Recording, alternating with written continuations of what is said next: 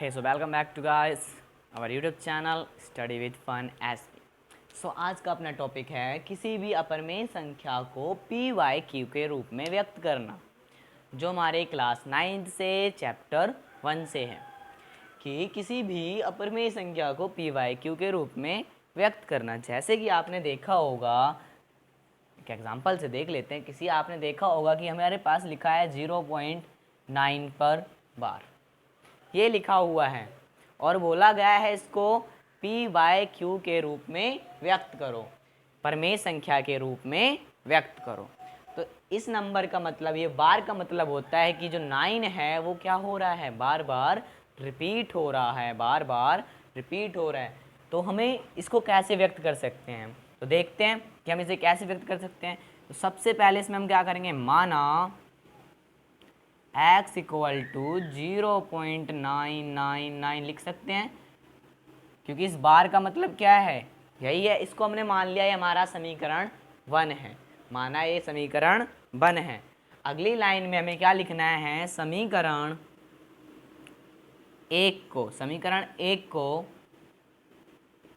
10 से गुणा करने पर,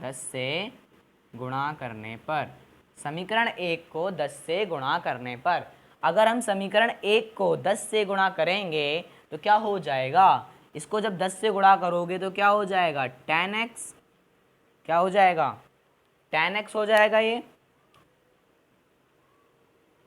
और अगर 0.999 को तुम 10 से गुणा करोगे तो क्या होगा, ये एक नंबर यहाँ आ जाएगा। गुणा करने पर जब हम 0 से गुणा करते हैं तो दशमलव क्या हो जाता है, एक नंबर खिसक जाता है। ठीक है, तो जब इसको गुणा करेंगे देख क्या हो जाएगा, 9.999 रिपीटिंग हो जाएगा क्या ये। इसको हमने मान लिया समीकरण 2। अगर आपने प्लस देखा हो, प्लस का देखा है, अगर आपने प्लस करा है दशमलव को, अगर ये जो लिखा है 9.999, अगर क्या हम इसको ये लिख सकते हैं 9 प्लस 0.999 लिख सकते हैं क्या, देखते हैं कैसे। अगर हम इन दोनों को प्लस करें, अगर इस तरीके से लिखें 9 और अगर हम 0.99 को प्लस करेंगे तो पॉइंट यहीं पर आएगा और इसके पीछे 0.999। इन दोनों को हमने जब प्लस किया तो क्या आ जाएगा, 999.9। क्या वही संख्या सेम बन रही है, तो मतलब क्या है, इसको हम इसके रूप में लिख सकते हैं। इसको हम ऐसे लिख सकते हैं, 9.999 को हम लिख सकते हैं 9 प्लस 0.099, ये लिख सकते हैं। हमने यहाँ पर क्या किया, इसी नंबर को इधर लिख दिया, 10x इक्वल टू 9.9 प्लस 0.999।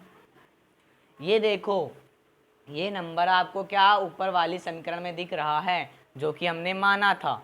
हमने क्या माना था कि ये हमारा क्या है, x है। तो समीकरण 1 से हम x की वैल्यू यहाँ रख देते हैं, x इसकी वैल्यू रख देते हैं, तो ये क्या हो जाएगा, 10x equal to 9 plus x। ये कहाँ से आया, समीकरण 1 से, समीकरण 1 से आया, हमने रख लिया। अब देखो ये दोनों चर हैं और ये अचर है, तो ये क्या करेगा, इधर आ जाएगा और इधर आएगा तो किस में आएगा, माइनस में।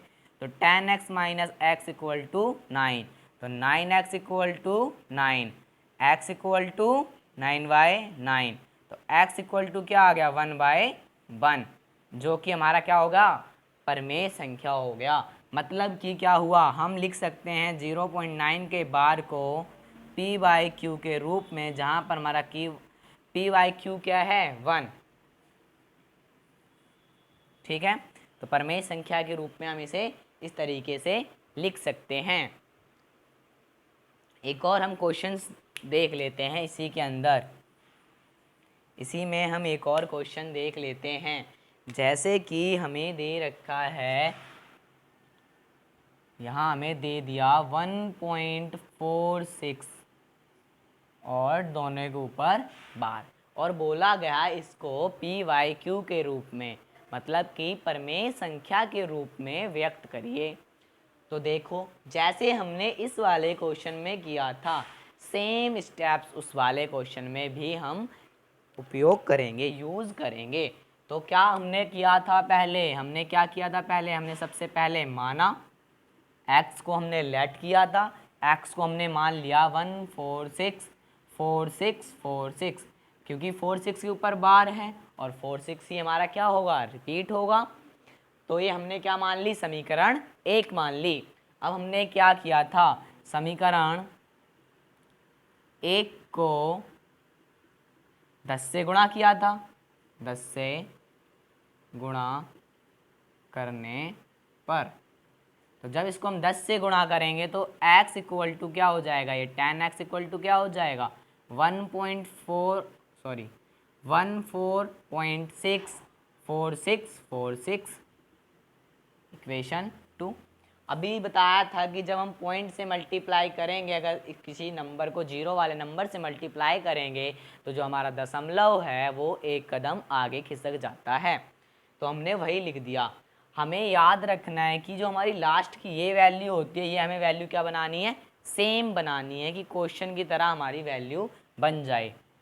इसमें हम ये जो लास्ट की दशमलव की जो वैल्यू है उसके बाद हमें दशमलव की वैल्यू को ज़ीरो बनाना, मतलब सेम बनाना होता है।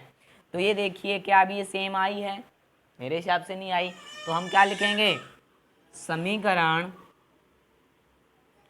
2 को 10 से गुणा करने पर, अब हमने क्या लिखा, समीकरण 2 को 10 से गुणा करने पर, अगर हम इसको 10 से गुणा करेंगे तो क्या हो जाएगा 100x, इसको जब 10 से गुणा करेंगे तो एक दशमलव क्या यहाँ खिसक जाएगा,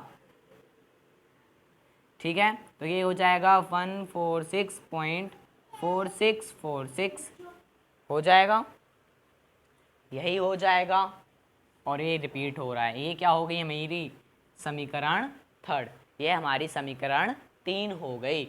अब देखो क्या पहले और लास्ट वाले में, क्या अब हमें इन दोनों इक्वेशंस में दशमलव के बाद के जो नंबर हैं वो सेम दिखाई दे रहे हैं, यहाँ पर भी 464646, यहाँ पर भी 464646। तो हमें क्या करना है, इस वाले मेथड में हमें लिख देना है समीकरण 3 में से एक को घटाने पर, ठीक है, लिख दिया।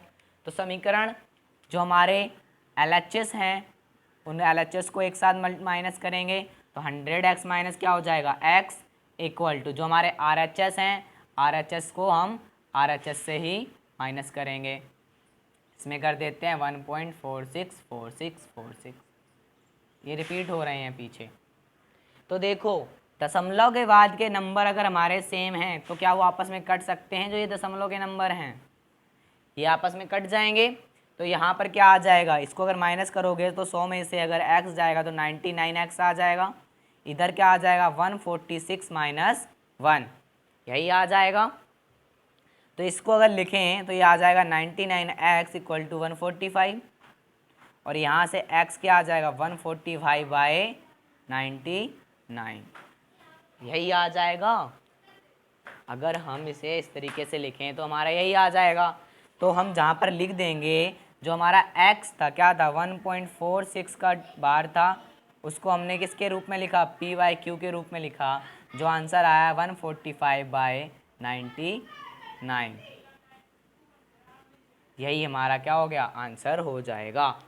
तो जैसा कि हमने दोनों क्वेश्चंस में देखा, यहाँ पर हमने इसकी वैल्यू निकाल ली थी, हम यहाँ पर भी ऐसे कर सकते थे, लेकिन मेरे हिसाब से मुझे ये वाला मेथड थोड़ा इजी लगता है, क्योंकि इसमें आप मल्टीप्लाई करते जाइए और जो लास्ट में जब कोई भी इक्वेशन हो जिसमें दशमलव बराबर आ जाएं तो उसको उन दोनों से माइनस कर दीजिए, तो हमारा वो p/q के रूप में आ जाता है, जैसा कि हमें सबसे पहले मानना होता है x और उसे 10 से गुणा करते हैं, और हमें पॉइंट के बाद के जो नंबर होते हैं डिजिट